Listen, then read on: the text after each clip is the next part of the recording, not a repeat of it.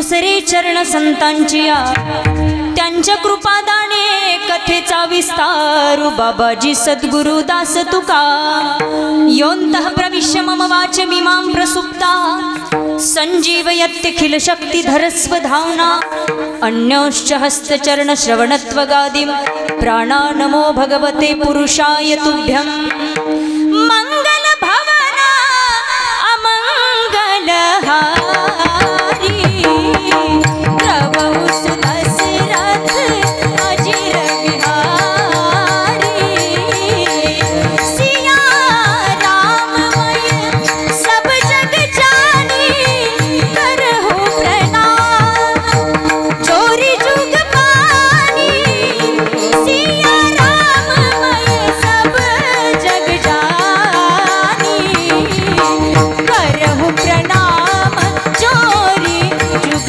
पानी राम सिया राम जय राम सिया राम जय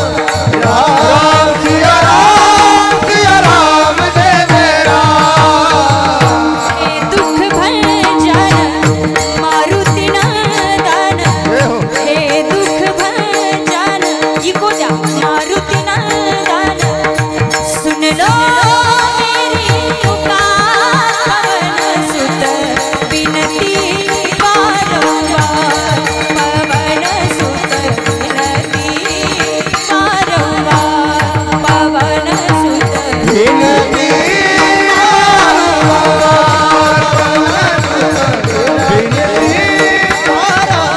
ओम नमो ज्ञानेश्वरा ओम नमो ज्ञानेश्वरा ओम नमो ज्ञानेश्वरा ओम नमो ज्ञानेश्वरा ओम नमो ज्ञानेश्वरा ओम नमो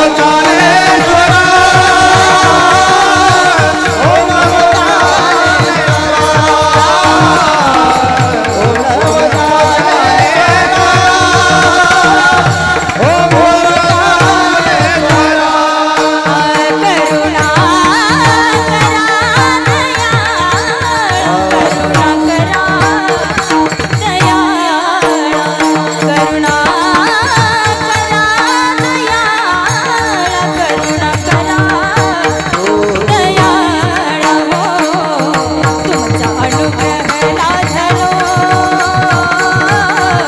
पावन झालो चराचरी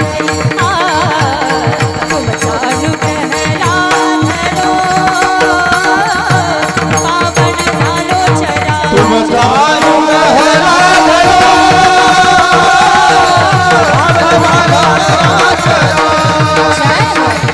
तुमचा अनुग्रह लाभलो सेवेलागी सेवक झालो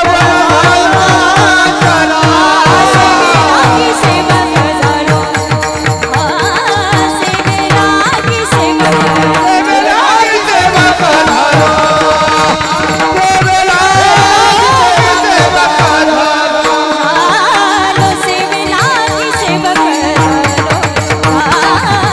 सेवेलागी सेवक झालो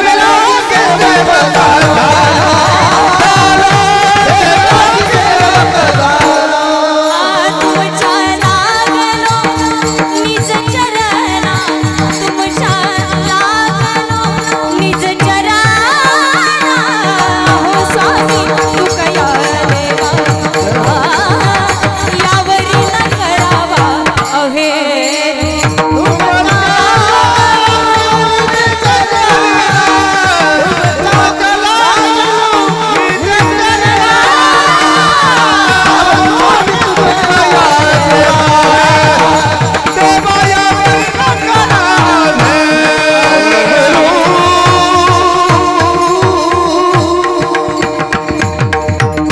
सेवेलागी सेवक झालो तुमच्या लागलो निज चरणा आहो स्वामी तुकया देवा यावरी न करावा अभेरू मस्तक हे पायावरी या वारकरी संतांच्या उजळले भाग्याता अवघी चिंता वारली संत दर्शनी हा लाभ पद्मनाभ जोडला प्रस्तुत प्राप्त प्रसंगी प्राप्त स्थळी कीर्तन रूपी सेवेसाठी घेतलेला अभंग याची आवत भूतलावर जन्माला आलेल्या जड जीवाचा उद्धार करण्यासाठी आपला देह अखंड झिजवणारे वैराग्य मूर्ती, ज्ञान ऐश्वर्य, वारकरी संप्रदायाचा कळस असणारे देहू निवासी जगद्गुरु जगदवंद्य संत श्रेष्ठ श्री तुकोबराय यांचा हा 4 चरणाचा संतपर प्रकरणातील आणि संत भेटीच्या भाग्याचा अनुभव सांगणारा अभंग आहे. विठ्ठल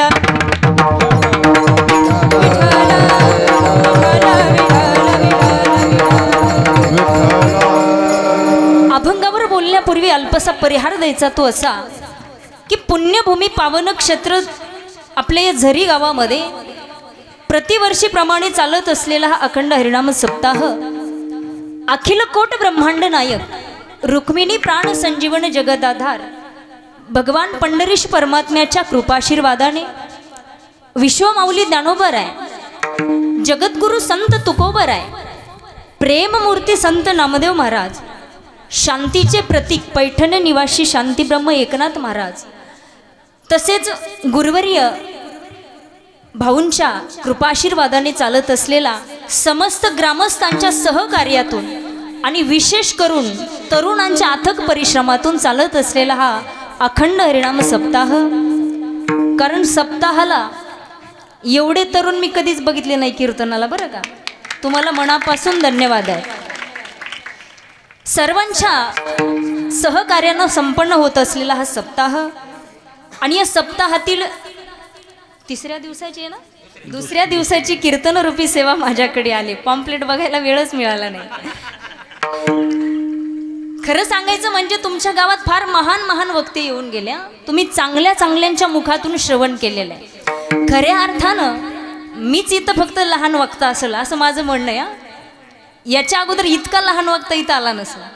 38 किलोचं आलं का कोणी इथं? माझ्यासारख्या पामराला इथं सेवा करण्याची, भाऊंच्या जन्मभूमीमध्ये सेवा करण्याची संधी मला मिळाली. मी स्वतःला भाग्यवान समजते. आणि या कीर्तनासाठी सातसंगतीला जी सर्व गुणीजन वारकरी गुणीजन मंडळी आहेत, खऱ्या अर्थानं ज्यांनी सुंदर अशी चाल गायली, आदरणीय हरिभक्त परायण संगीत विशारद संगीत अलंकार आमचे निवृत्ती महाराज आहेत, त्यांनाही धन्यवाद. आणि त्यांच्या पाठीमागं ज्यांनी कोरस केला, खऱ्या अर्थानं आमचं संगीत जिथं संपतं तिथं बाबांचं चालू होता. एवढा ज्ञान त्यांनाही संगीतामधलं. माऊली महाराज आहेत, गुरुवर्य माऊली महाराज, त्यांनाही मनापासून धन्यवाद. आता सर्वांची नावं परिचित नाहीत. मुख्य मुख्य महाराजांची नावं तुम्हीच मला सांगा आता पाठीमागून. हरिभक्त परायण हा श्रीराम महाराज आहेत, तसंच किसन महाराज आहेत, हरिभक्त परायण सांगदेव महाराज आहेत, आणि सर्व गावकरी भजनी मंडळी विनेकरी बाबापर्यंत आणि शास्त्रीजींच्या संस्थेतील हे छोटे वारकरी, सर्वांना मनापासून धन्यवाद देईल. हरिभक्त परायण ज्यांचा आवाज पंडित भीमसेन जोशी सारखा आहे, नावही पंडित आहे, अगदी गोड गायन आहे. त्यांचा अभंग जर चालू झाला ना असं वाटतं की कॅसेट लागली पंडित भीमसेन जोशीची. एवढं उत्कृष्ट ज्यांचं गायन आहे आमचे पंडित महाराज आहेत, त्यांनाही मनापासून धन्यवाद देईल. आणि गोड अशी पकवाजाची जे साथ करतायत मृदंग विशारद मृदंग अलंकार हरिभक्त परायण सुदर्शन महाराज. असं होतं बघा, कन्फ्युजन होतं, नावच विसरते. माझा तो विसरणं स्वभाव आहे. आमचे सुदर्शन महाराज आहेत, त्यांनाही धन्यवाद. आणि आज या कीर्तनासाठी खास करंजीवरून मंडळी आलेली आहेत. माझी कथा करंजीला झाली. प्रामुख्याने आमचे गंगाधर भाऊ पितळे आहेत, त्यांनाही मनापासून धन्यवाद. अमोलदादा आहेत, तसंच माझं कथेचं यजमानपद ज्यांनी घेतलं होतं जुमडे पाटीलही आलेले आहेत, त्यांनाही धन्यवाद. आणि मला इथं घेऊन येण्याचं काम जे करतात माझे पती आदरणीय कोरडे महाराज. कारण कुठल्याही कर्तबगार स्त्रीच्या पाठीमागं पुरुष असतो, बरोबर आहे ना. माणसाला यशाचं शिखर गाठण्यासाठी घरातून सपोर्ट लागतो, परमार्थ हा एकट्याचा नाही. म्हणून माझे पती माझ्यासोबत आहेत. तसंच सुंदर अशी ज्यांची साऊंड सिस्टम आहे. दादा काय सिस्टमचं नाव, कोणत्या गावची आहे? हां, रामपुरीची सुंदर अशी सिस्टम आहे, अगदी गोड सिस्टम. त्यांना काही सांगण्याची गरज पडत नाही. त्यांनाही धन्यवाद आहे. आणि तुम्ही कीर्तन श्रवणासाठी आलेले सर्व श्रोतेजन, अबाल वृद्ध स्त्री पुरुष सर्वांच्या चरणावर नतमस्तक आणि सेवेला सुरुवात. विठ्ठला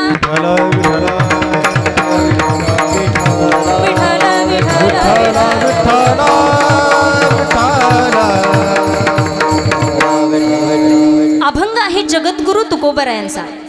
जगद्गुरु तुकोबराय या अभंगामध्ये संत भेटीच्या भाग्याचा अनुभव सांगतात की उजळले भाग्य आता आणि अवघी चिंता वारली. तुकोबराय म्हणतात माझं परमार्थिक भाग्य उजळलं आणि माझ्या जीवनात जी चिंता होती ना ती चिंता आता राहिली नाही. का राहिली नाही तर संत दर्शनी हा लाभ पद्मनाभ जोडला. संतांच्या दर्शनामुळे माझ्या जीवनामध्ये मला एक लाभ प्राप्त झाला. कोणता लाभ तर तो पद्मनाभ परमात्मा. तो परमात्मा मी जोडला प्राप्त केला. बरं काही साधकांनी विचारलं तुकोबराय तो परमात्मा तुम्ही जोडला खरं पण ठेवला कुठं. त्यावर तुकाराम महाराज पुढे सांगतात की तो परमात्मा मी माझ्या हृदयामध्ये ठेवला. संपुष्ट हे हृदय पेटी करोनी पोटी साठवू. बरं महाराज ठीक आहे तो तुम्ही हृदयात ठेवला पण कुठून आणून ठेवला. त्यावर तुकोबराय सांगतात तो मी कुठूनच आणला नाही. तो आम्हाला मूळचाच आहे. मूळचाच ठेवाय तो आमच्याकडं. पण अज्ञानामुळे आम्ही त्या भगवंताला ओळखू शकलो नाही. संतांच्या चरणावर भाव ठेवला आणि माझ्या हृदयात असलेला परमात्मा मला सापडला. हा अभंगाचा सरळ सरळ भाव. विठ्ठला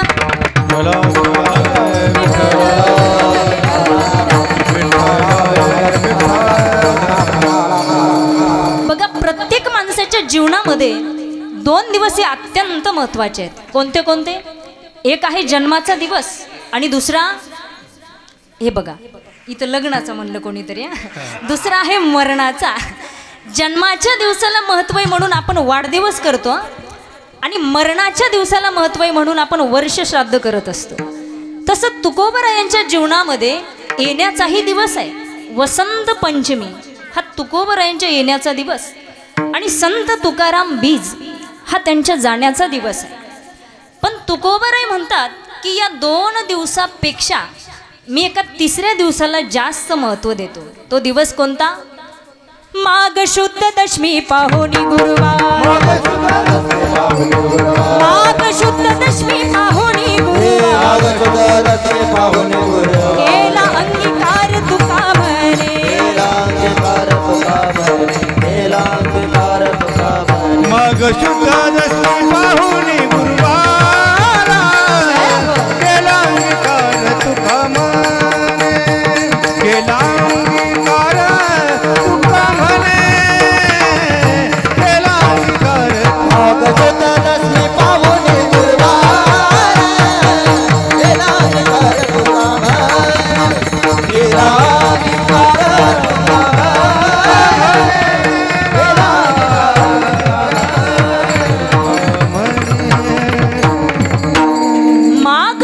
दशमी पाहुणी गुरुवारन केला अंगीकार तुका म्हणे. माघ महिन्यातील शुद्ध दशमीचा गुरुवार हा माझ्या जीवनातला अत्यंत महत्त्वाचा दिवस आहे असं तुकाराम महाराज सांगतात.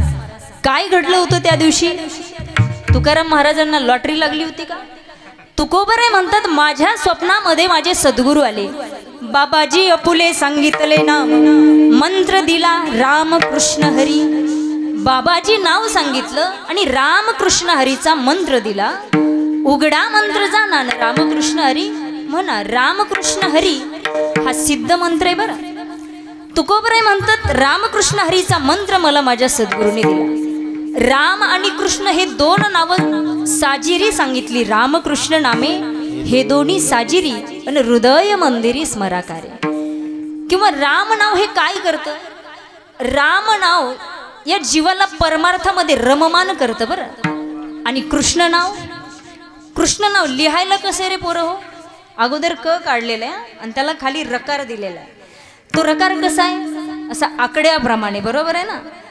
त्या कृष्ण नावाच्या ककाराचा जो रकार आहे तो या भवसागरामध्ये संसार सागरामध्ये बुडालेल्या जीवाला तारण्याचं काम करतो. उदाहरण द्यायचं झालं तर मला सांगा पूर्वीच्या काळामध्ये विहिरीतलं पाणी कशानं शेंदायचे. जार होते का. काय होतं मग पोहरा. आणि पोहरा जर विहिरीत पडला तर कशानं काढायचे. गळानं. त्या गळाला असे भरपूर आकडे असायचे. तो गळ पाण्यामध्ये सोडला की त्या वस्तू त्या गळाला अडकून यायच्या. अगदी त्याप्रमाणे कृष्ण नावाच्या ककाराचा रकार संसार सागरात बुडालेल्या जीवाला तारण्याचं काम करतो. म्हणून राम आणि कृष्ण नाव हे जगात सुंदर आहे. बरं एवढंच नाही, मला सांगा रामकृष्ण हरी म्हणायला सोपं आहे का अवघड आहे? बोला तुम्ही, थोडं बोलत्या व्हा. सोपं आहे ना? बघा सोपं पण आहे ना अवघड पण आहे. आधी सोपं कशामुळे हे सांगते, नंतर अवघडचं बघू. सोपं याच्यामुळे की देवाचं नाव घेण्यासाठी किंवा भजन करण्यासाठी काळ वेळाचं बंधन. काळ वेळ नाम उच्चारिताना दोन्ही पक्ष पायी उतर, दोन्ही पक्ष पायी उतर, दोन्ही पक्ष पायी. काळ वेळ नाम उच्चारिताना दोन्ही पक्ष पायी उतर, दोन्ही पक्ष पायी उतरती.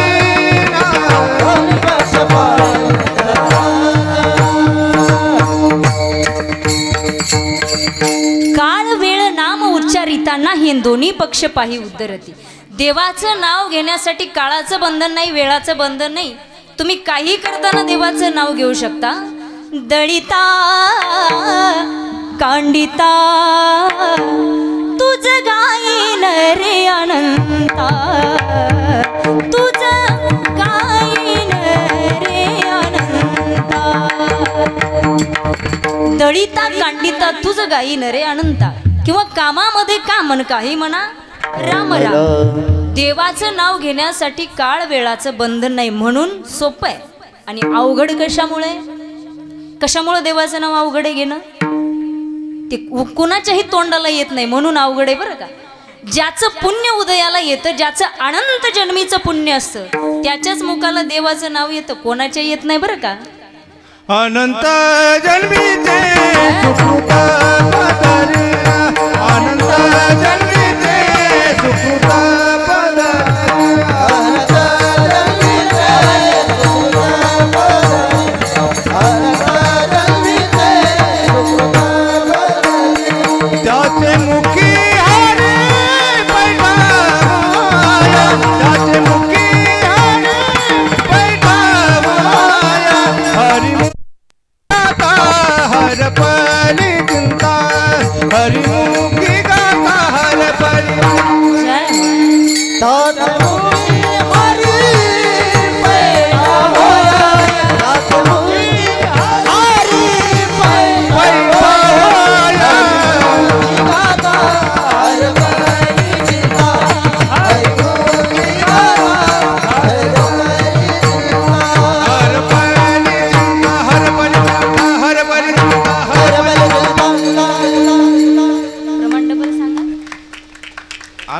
अनंत जन्मीचे सुकृत पदरीन, त्याचे मुखी हरी पैठा होय. ज्याचं अनंत जन्मीचं सुकृत पुण्य उदयाला येतं, त्याच्याच मुखाला देवाचं नाव येतं, कोणाच्याही नाही. बरोबर आहे ना. आणखीनच सांगायचं झालं, पूर्व पुण्य ज्यांची असेल पुण्य, पूर्व पुण्य ज्यांची असेल पुण्य,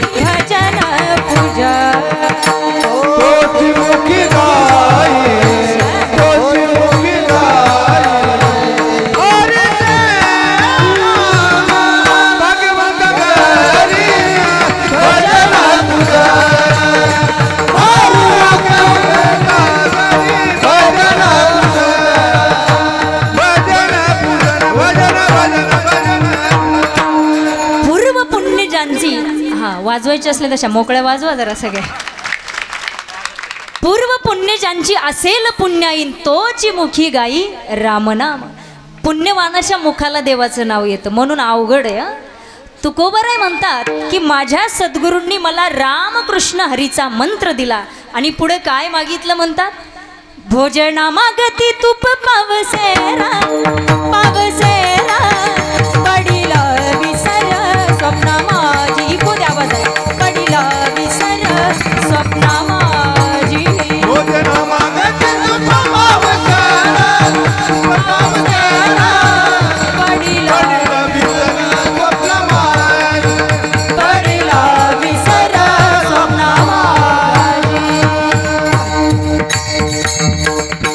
भोजना मागती तूप पावशेरण पडला विसर स्वप्ना माझी. आता मला सांगा तुकाराम महाराजांना त्यांच्या सद्गुरूंनी पावशेर तूप मागितलं. आता संसारातल्या वस्तू कशाला मागतील हो? बरोबर आहे की नाही. संत संसारातलं कधी मागत नाहीत का? कारण संतांना संसारिक विषयाचा वीट आलेला आहे. वीट संसारिक विषयाकडे पाहिलं तरी किळस येते संतांना.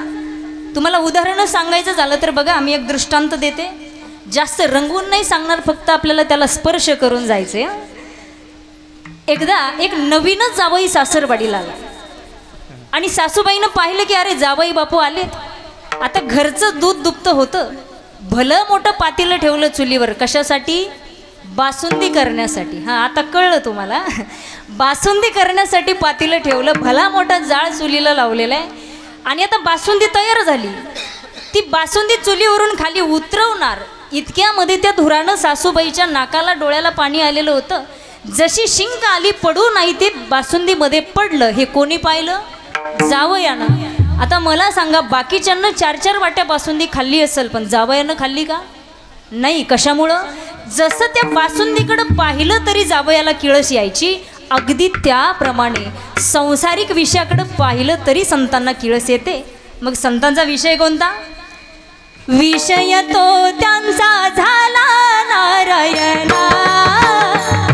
विषय तो त्यांचा झाला नारायण.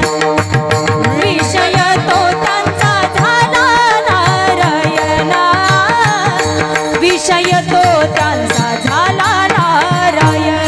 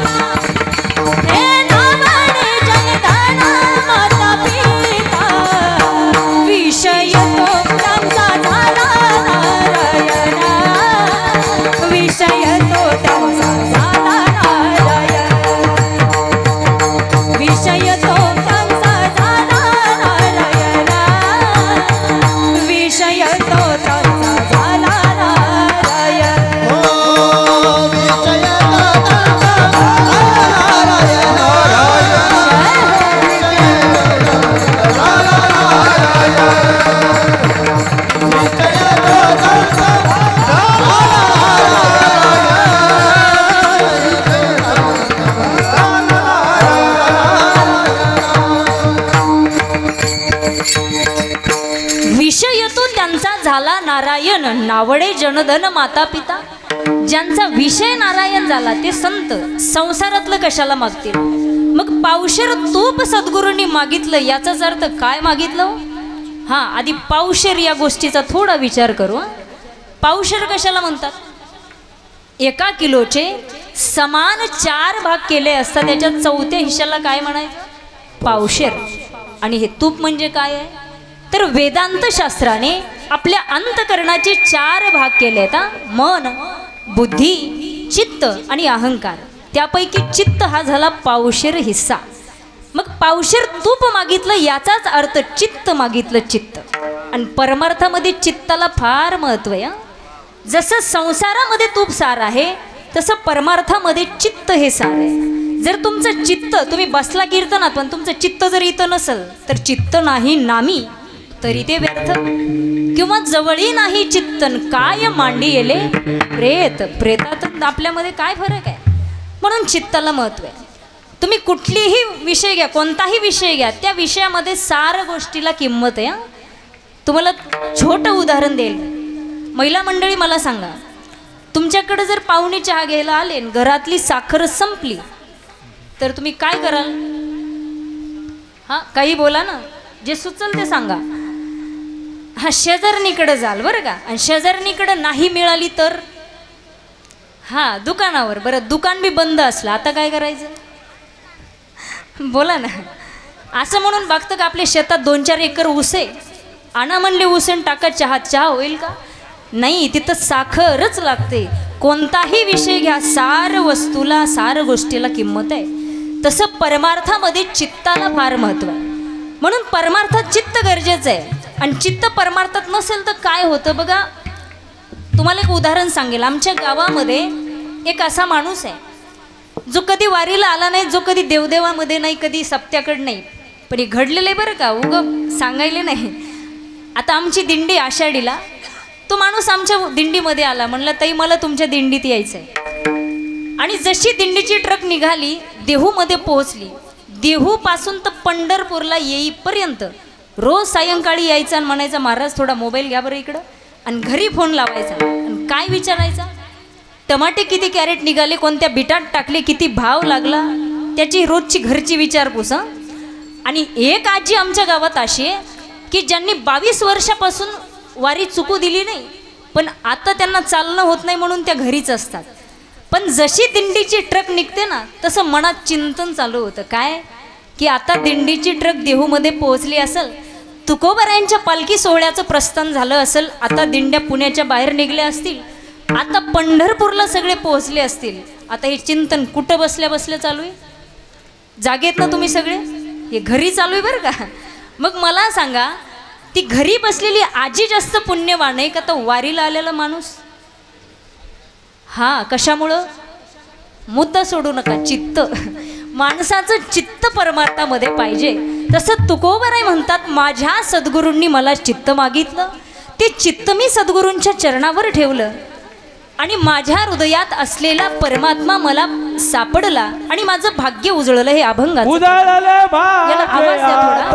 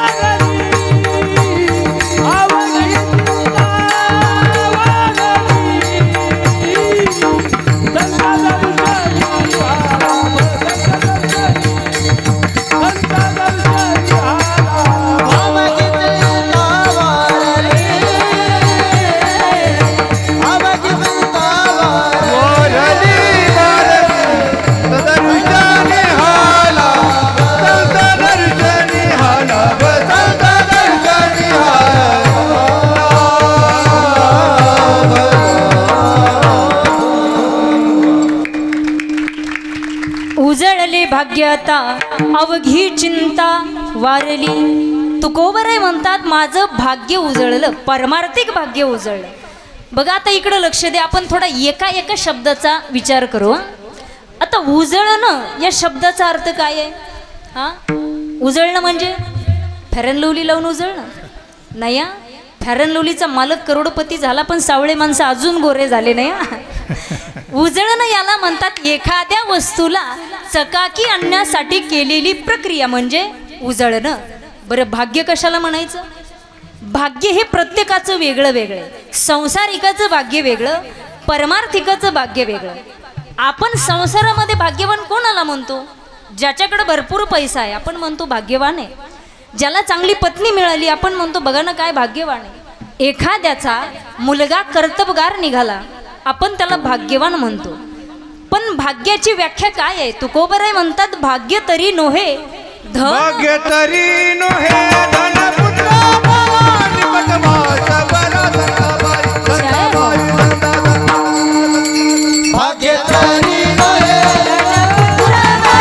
निकट वास बरा संताबाई निकट वास बरा भाग्य तरी नोहे धन पुत्र दारा भाग्य तरी नोहे धन पुत्र दारा भाग्य तरी नोहे धन पुत्र दारा भाग्य तरी नोहे धन पुत्र दारा निकट वास बरा संताबाई भाग्य तरी नोहे निकट वास बरा संताबाई निकट वास बरा संताबाई भाग्य तरी नोहे धन पुत्र दारा निकट वास बरा संतापाई. कशाला भाग्य म्हणायचं? एकतर हे मनुष्य शरीर आपल्याला फार मोठ्या भाग्यानं प्राप्त झाले बरं का. हे मनुष्य शरीर आपल्याला फार मोठ्या भाग्यानं मिळाले. बडे भाग माणूस तन पावा बडे भाग माणूस तन पावा सुर दुर्लभ सब ग्रंथन गावा सुर दुर्लभ सब ग्रंथन गावा बडे भाग माणूस तन पावा बडे भाग माणूस तन पावा. हे मनुष्य शरीर फार मोठ्या भाग्यानं आपल्याला मिळालं पण कळालं नाही. याचा कोळसा केला लोकांनी. देवानं ही सुवर्ण संधी आपल्याला दिली आहे, पण काहीही खाऊन काहीही पिऊन याचा कोळसा केला रे दादा, कोळसा. म्हणून हे मनुष्य शरीर मिळणं भाग्याचं लक्षण. देव दिला देह भजना गोमटा देव दिला देह भजना गोमटा देव दिला देह भजना गोमटा देव दिला देह भजना गोमटा देव दिला देह भजन देव दिला देह भजन देव दिला देह भजन देव दिला देह भजन तोया झाला फाटा बारी केचा तोया झाला फाटा बाजी केचा देव दिला देह भजना कोमटा देव दिला देह भजना कोमटा देव दिला देह भजना कोमटा देव दिला देह देव दिला देह भजन गोमटा देव दिला देह भजन देव दिला देह भजन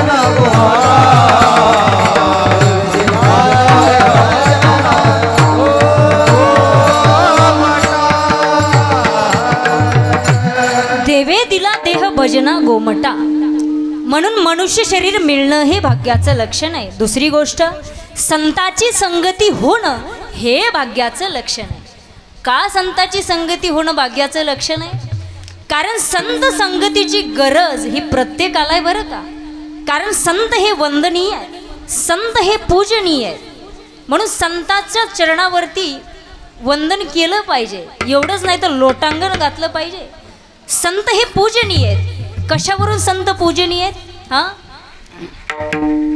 ज्ञानी यांचा शिरोमणी वंद्य जो का पूजस्थानी ज्ञानी यांचा शिरोमणी वंद्य जो का पूजस्थानी चिंतकाचा चिंतामणी ज्ञानोबा माझा ज्ञानोबा माझा ज्ञानोबा माझा साधकांचा माय बाप दरुशानी हरिताप सर्वभूती सुखरूप ज्ञानोबा माझा साधकांचा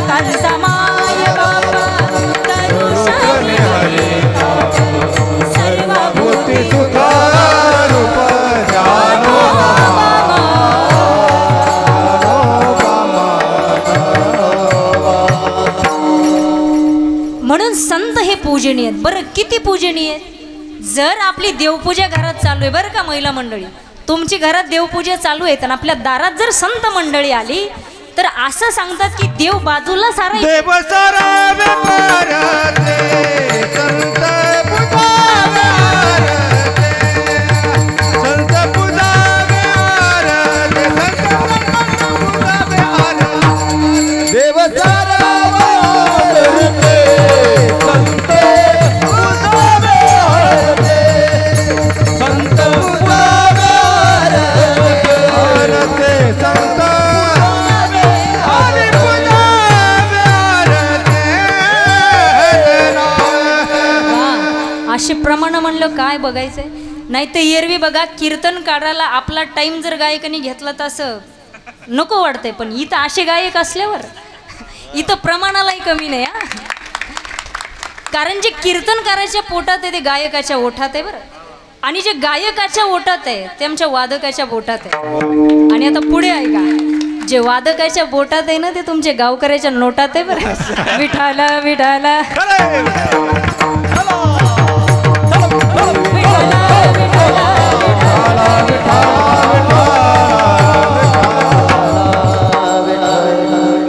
जाता जाता उगा सहज म्हणलं बरं, इथं अपेक्षेनं कोणी येत नाही. स्वामीजींच्या गावामध्ये पैशाच्या अपेक्षेनं कोणी आलेलं नाही. हां, दुसरीकडे हे डायलॉग चालतो बरं का. हां, कुठं चालू होतं सांगा आता आपलं, कुठपर्यंत आलतो? झरीपर्यंत. देव सारावे परते, संत पूजावे आरते, एवढे संत पूजनीय आहेत. म्हणून संताची संगती ही प्रत्येकाला गरजेची आहे. संत संगतीची गरज जडाला आहे, संत संगतीची गरज जीवाला आहे, संत संगतीची गरज देवाला आणि संतांना पण आहे बरं का. प्रत्येकाला संत संगतीची गरज आहे. तुम्ही म्हणताल जडाला काय करायची हो संताची संगत, बरोबर आहे ना. जड कशाला म्हणायचं महिला मंडळी? जड वजनानं जड नाही बरं. जड म्हणजे निर्जीव वस्तू जिच्यामध्ये कुठली चेतना नाही. मग निर्जीव वस्तूला संताच्या संगतीची काय गरज? इथं बसलेले मला थोडा हात वर घेऊन सांगा, आळंदीला कोण कोण गेले? आळंदी कोणीच नाही, हात वर घ्या ना मग जरा. तुम्ही ज्ञानेश्वरांनी चालवलेली भिंत पाहिली? भिंत सजीव आहे का निर्जीव आहे? निर्जीव आहे ना. पण आजही लाखो भाविक जाऊन त्या भिंतीचं दर्शन घेतात का? हा संताच्या संगतीचा महिमा आहे. जडालाही देवत्व प्राप्त होतं, हा संताच्या संगतीचा महिमा आहे. म्हणून जडालाही संत संगतीची गरज आहे. एवढंच नाही तर तुम्ही नेवाशाला कधी गेलात? पैठणच्या जवळच नेवासा गाव आहे, ज्या खांबाजवळ बसून ज्ञानेश्वरांनी ज्ञानेश्वरी लिहिली. आजही तो खांब आहे. अनेक भाविक जाऊन तिथं दर्शन घेतात. म्हणून जडालाही संताच्या संगतीची गरज आहे. विठ्ठल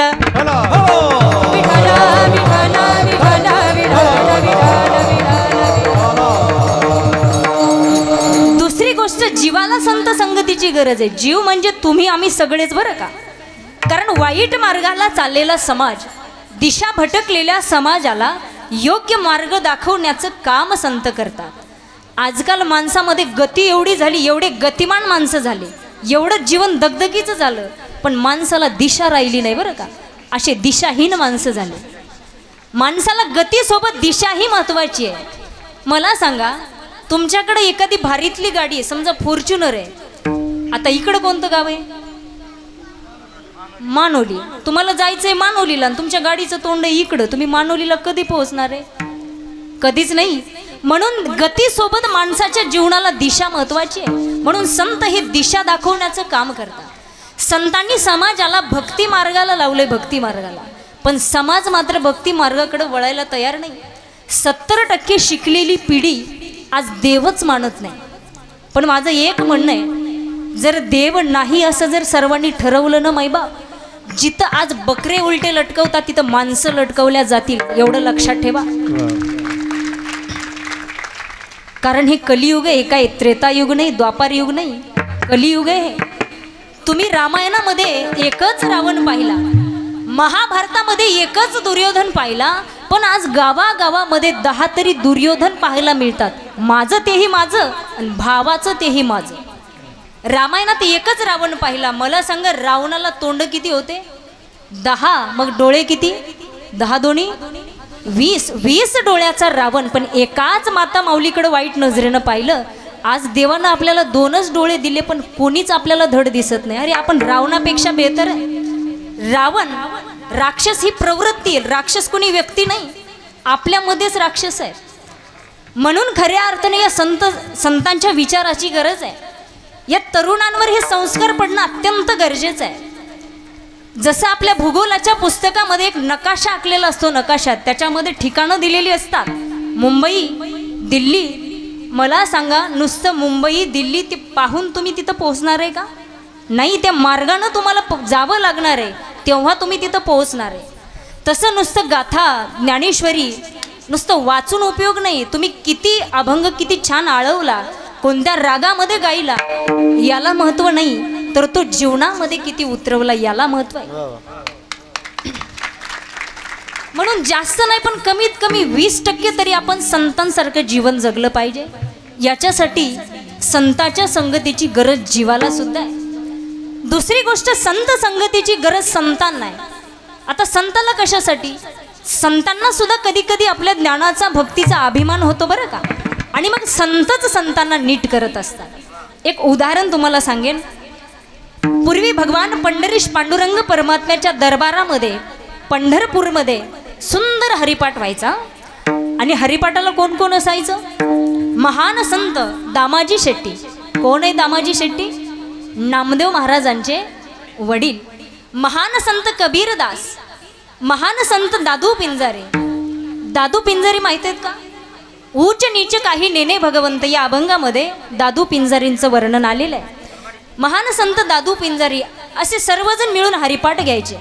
आणि एवढा हरिपाठ रंगायचा, एवढा हरिपाठ रंगायचा. एके दिवशी कबीरदासांच्या लक्षात आलं की 2 दिवस झालं दादू पिंजारी हरिपाठाला दिसत नाहीत, काय भानगड आहे. आणि योगायोगानं दुसऱ्या दिवशी बाजारामध्ये कबीरांची आणि दादू पिंजारींची भेट झाली. कबीर म्हणतात, अरे दादू, 2 दिवस झालं तू हरिपाठाला येत नाही का? त्यावेळी दादू पिंजारीने सांगितलं, अहो कबीरदास, ज्याच्यासाठी मी मंदिरात येतो तो परमात्मा रोज माझ्या घरी येतो आणि मी त्याच्या चरणाची सेवा करतोय. आता कबीरांनी थोडा अहंकार ओळखला दादू पिंजारीच्या शब्दातला आणि विचार केला, म्हणले थोडंसं याला नीट करावं लागेल. कबीरदास बोलतात, मला भेटल का तो परमात्मा? म्हणले या उद्या सायंकाळी माझ्या घरी. दुसऱ्या दिवशी कबीरदास दादू पिंजारीच्या अंगणात गेले. पाहिलं दादू पिंजारीनं आणि हाक दिली, ओ कबीरा, कबीरा, यहाँ वहाँ क्या देखे दादू दबावत पाव. कबीरा, यहाँ वहाँ क्या देखे दादू दबावत पाव. आता कबीरदास बोलतात, कबीरदास बोलतात, दादू भडवा क्या दबावे जिसे नहीं हात पाव. अरे ज्याला हात नाही, पाय नाही, जो निर्गुण निराकार आहे, ज्याला रंग नाही, रूप नाही, भेद नाही, आकार नाही. रंग नाही, रूप रंग नहीं, रूप नहीं, नहीं वर्ण छाया. रंग नहीं, रूप नहीं, जय हो. निराकार निर्गुण, निराकार निर्गुण. याला आवाज थोडा माहिती का? मैं गुलाम, मैं गुलाम, मैं गुलाम तेरा. मैं गुलाम, मैं गुलाम, मैं गुलाम तेरा. मैं गुलाम, मैं गुलाम, मैं गुलाम तेरा. मैं गुलाम, मैं गुलाम, मैं गुलाम तेरा. रंग नहीं, रूप नहीं, नहीं वर्ण छाया, निराकार निर्विकार तुझी रघुराया. मग अशा ज्याला हात नाही, पाय नाही, मग तो पाय दाबतो कोणाचे? अहंकार नष्ट झाला दादू पिंजारींचा आणि संतत्व 2 पटीनं जागं झालं आणि भगवंताच्या चरणाशी लीन झालं. म्हणून संतांना सुद्धा संत संगतीची गरज आहे. एवढंच नाही तर देवाला सुद्धा संतांच्या संगतीची गरज आहे. बरं का? देवाकडं काय कमी हो? ज्यानं हे विश्व निर्माण केलंय त्याला का संतांच्या संगतीची गरज आहे? तर देवाकडं पण एका गोष्टीची कमी आहे. कशाची? भक्ती सुखाची. आणि त्या भक्ती सुखासाठी परमात्मा भक्ताने हाक मारल्याबरोबर वैकुंठ सोडून संताच्या सदनामध्ये देव येणावला वैकुंठ सोडून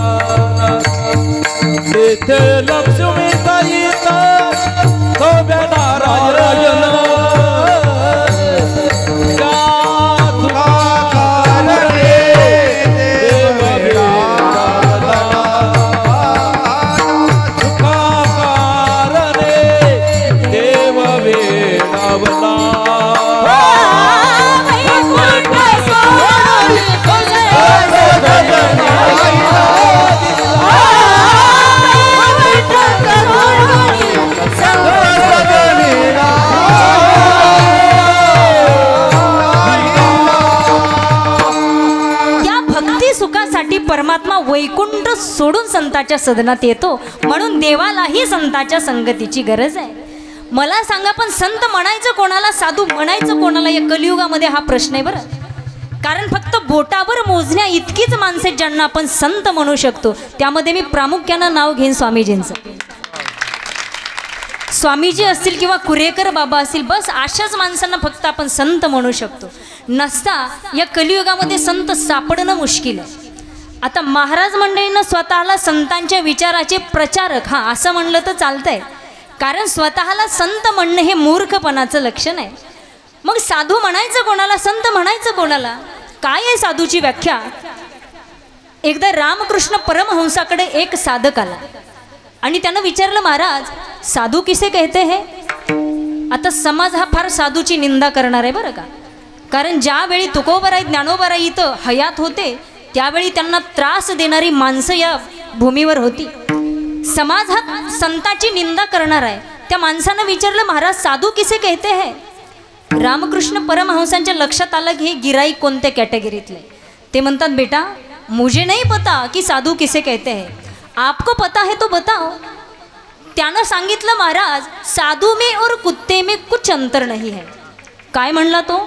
साधू में और कुत्ते में कुछ अंतर नहीं है. बोले कैसे? वो बोला साधू भी दर दर भटकता है और कुत्ता भी दर दर भटकता है. त्यावेळी रामकृष्ण परमहंसाला राग आला, उठले आणि खाडकन कानाखाली ओढली, अशी ओढली, खाडकन त्याच्या कानाखाली ओढली. आणि आता रामकृष्ण परमहंस बोलतात, लक्षात घ्या. रामकृष्ण परमहंस बोलतात, बेटा तू कहता है कि साधु में और कुत्ते में अंतर नहीं है, तो सुन, साधु भी दर दर भटकता है, कुत्ता भी दर दर भटकता है. जब कुत्ते को रोटी मिलती है तो कुत्ता एक कोने में जाता है, वहाँ अगर दूसरा कुत्ता आया तो रोटी छोड़कर उस कुत्ते को काट के खाता है.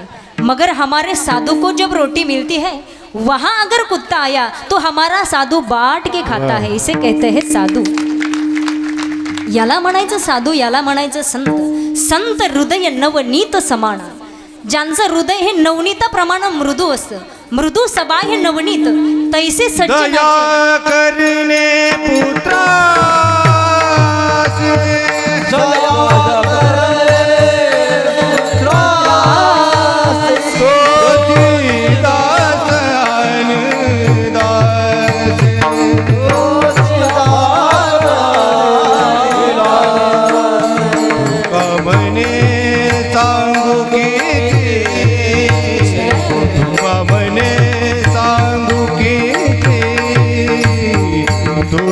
भगवंता जे कारंगले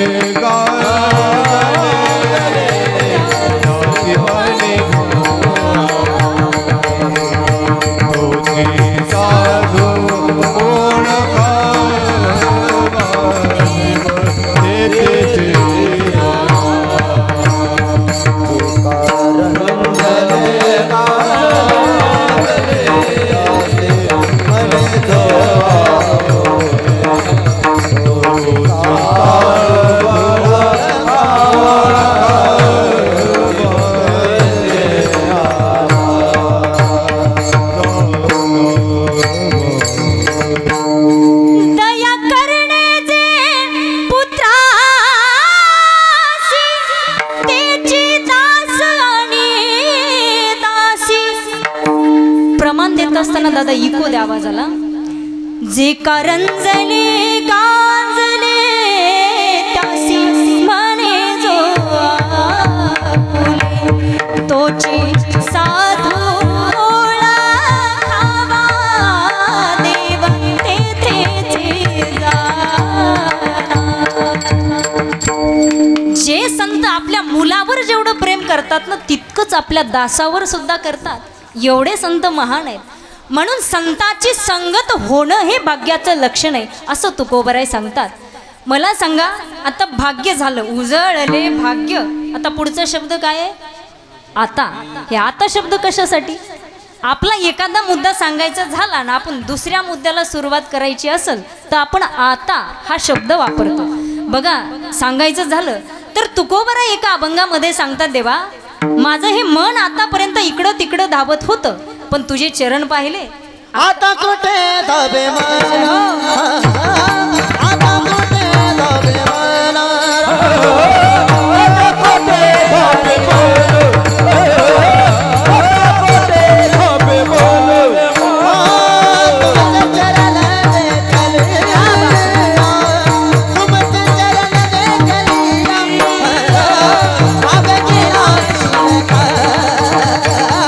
भाग गेला भाग गेला सीन गेला भाग गेला सीन गेला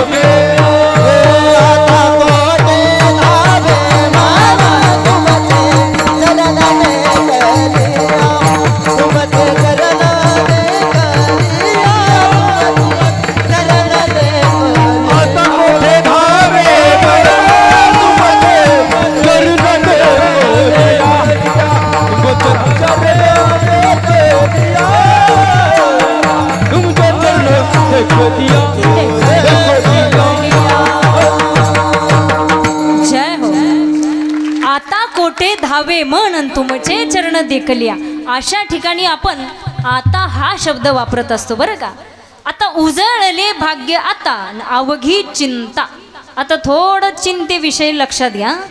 मला इथं बसलेल्यापैकी सांगा, चिंता कोणाला नाही इथं मंडपात बसलेले आहे का कोणी? असं सांगा बरं. असं एखादं ठाम मतानं हातवर घेऊन माझ्यासारखा राजा माणूस अख्ख्या झरी गावात नाही. घ्या बरं हिंमत असेल तर. चिंतेनं कोणाला सोडलं नाही मायबाप. मी तर असं म्हणत असते की कीर्तनाला बसलेले 70% माणसं असे संसाराला कदरून बसलेले. खरं आहे का खोटं आहे? कारण संसारामध्ये चिंता आहेच. तसं तर चिंता प्रत्येकाला आहे. चिंता संतांना आहे, चिंता संसारिकाला आहे, चिंता परमार्थिकाला आहे. पण प्रत्येकाची चिंता ही वेगळी वेगळी आहे बरं का. आपली चिंता म्हणजे बिना कामाची चिंता, ज्याला काही अर्थच नाही, ज्याला गुंठा जमीन नाही त्याला पावसाची जास्त चिंता. किंवा काही काही माणसं 12 महिने दुसऱ्याच्या मोटरसायकलला लटकलेले असतात, पण ते म्हणतात लय पेट्रोल महाग झालं. अरे तुम्हाला काय फरक पडतो, महाग होऊ नाही स्वस्त हो. माणसानं नाही त्या गोष्टीची चिंता करायची नाही. कारण चिंता ही माणसाला जिवंतपणी जाळते आणि चिता ही मेल्यानंतर जाळते बरं का. आहे का कोणी असं इथं? चिंता ही माणसाला जिवंतपणी जाळत असते. म्हणून चिंता करायची नाही. असं फ्रेश राहायचं. फ्रेश माणसानं आपला चेहरा जरी पाहिला तर दुसऱ्याला आनंद झाला पाहिजे. मला सांगा, मी कीर्तनात उभा राहिल्यापासून असा 2 मिनटं तरी माझा चेहरा असा नाराज पाहिला का तुम्ही? वक्त्याचा चेहरा प्रसन्न असेल ना तर श्रोते प्रसन्न राहतात. आणि जर वक्त्याचा चेहरा जर असा आंबट असेल तर श्रोत्यांनी मग इथं उशा बिशा घेऊन यायचंच काम आहे, झोप घ्यायला. बरोबर आहे ना. म्हणून चिंता कोणत्या गोष्टीची करायची नाही. असं मस्त राहायचं. तिकडे काही हो, राजा मरो नाही तर राणी मरो. मग तुकोबरायना नेमकी काय चिंता होती हो? कै मी उद्धार पावेल काय कृपा करील नारायण काय सांगा तुम्ही मला समाधान चिंता उद्धार पावेल काही कृपा करील नारायण ऐसे तुम्ही सांगा समाधान करा समाधान चिंता. कैमी उद्धार पावेल काय कृपा करील नारायण ऐसे तुम्ही सांगा संतजन करा समाधान चित्त माझे. तुकोबरायना एकच चिंता होती की तो परमात्मा मला कधी भेटेल. पुसावेसे हेची वाटे जे जे भेटे तयासी. काय पुसावेसे हेची वाटे? देव कृपा करील मज. कोण कृपा करील मज? पुढे काय? काय लाज राखील. बरोबर आहे ना. तुकोबरायना एकच चिंता होती की तो परमात्मा मला कधी भेटल. बरं, चिंता, ह्या चिंतेचा उगम कुठून होतो? चिंता कुठून निर्माण होते? महिला मंडळी, इच्छेपासून चिंतेचा जन्म होतो बरं का. जोपर्यंत आपली संसारातली इच्छा संपत नाही ना तोपर्यंत चिंता आपली पाठ सोडत नाही. कारण संसारामध्ये अनेक वस्तू आहेत. मोबाईल मिळाला की माणसाला वाटतं गाडी पाहिजे, गाडी मिळाली की वाटतं 4 व्हीलर पाहिजे, 4 व्हीलर मिळाली की वाटतं नाही नाही शेजाऱ्यानं इनोवा घेतली आपल्यालाही इनोवाच पाहिजे. आणि वस्तू नाही मिळाली की चिंता बरोबर 100% निर्माण होते. म्हणून संसारामध्ये अनेक वस्तू आहेत म्हणून चिंता वाढत जाते, पण परमार्थामध्ये एकच वस्तू आहे, ती म्हणजे तो परमपिता परमेश्वर. एकदा का तो भेटला ना मग चिंताच मिटते. विठ्ठल विठ्ठल विठ्ठल विठ्ठल विठ्ठल.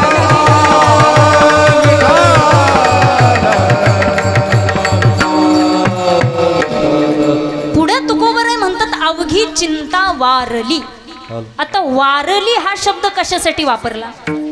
चिंता निघून गेली म्हणू शकत होते, चिंता पळाली म्हणू शकत होते, चिंता दूर गेली असंही म्हणू शकत होते, पण चिंता वारली हाच शब्द का वापरला?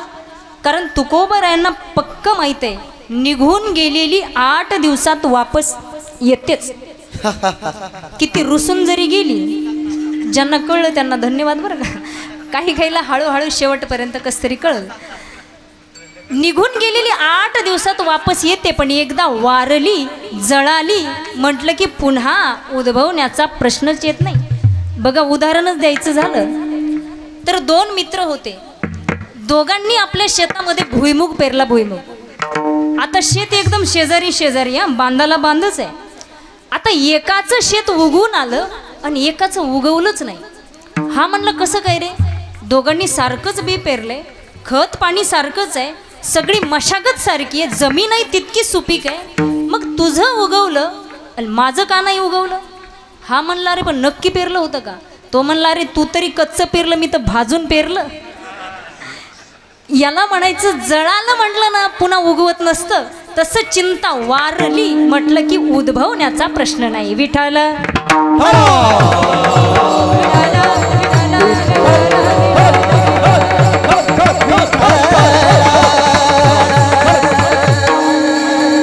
अवघी चिंता वारली. तुकोबराय म्हणतात आता ती चिंता मला अजिबात राहिली नाही.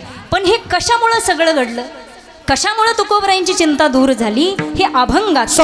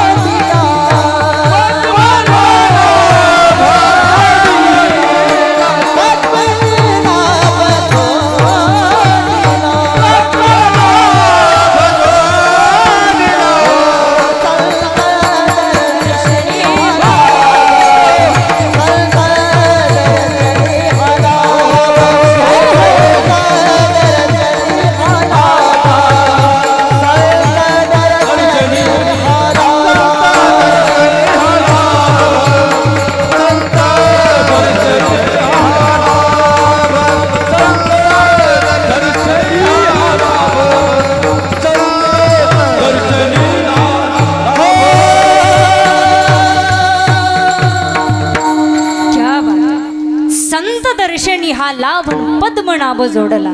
बघा आणखी आपल्या अभंगाचे 2 चरण सोडवायचे राहिले. 10-5 मिनिटं पुढं गेलं तर चालेल का? तुमची परमिशन घेऊन. तुमच्या मनात नसेल तर काही हरकत नाही. कोणाकोणाला वाटतं 5 मिनिटं पुढे पाहिजे आणखी थोडंसं आतवर घ्या बरं. हां बहुमत आलं तर थोडंसं 5 मिनिटं आपण पुढे घेऊ. हां कारण मी तसं जास्त वेळ घेणार नाही, कारण घरची जेसीबी असली म्हणजे किती बी उकराव नाही आहे का नाही.